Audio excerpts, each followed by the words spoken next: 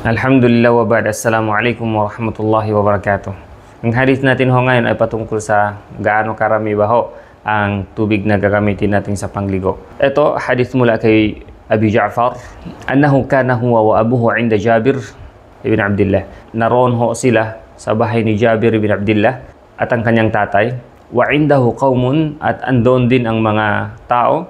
Fasa'aluhu 'anil ghusl. Tinatanong nila kung paano maligo ang propeta sallallahu alaihi wasallam. Ang ibig niyang sabihin ay gaano karami na gagamitin ng propeta sallallahu alaihi wasallam ng tubig sa pagligo ng janaba. Faqal, sabi ni Jabir, sa'un yakfik. Isang sa ay sapat na.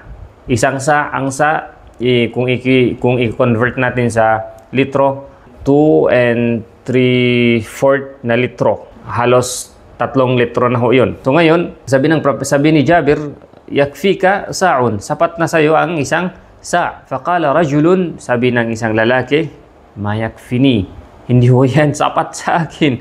Sabi ni Jabir radhiyallahu an, kana yakfi man huwa awfa minka sya'ran wa khairan minka. Sabi ni Jabir, sapat ho sa tao na mas makapal ang kanyang buhok. Ang tinutukoy niya doon ay si propeta sallallahu alaihi wasallam.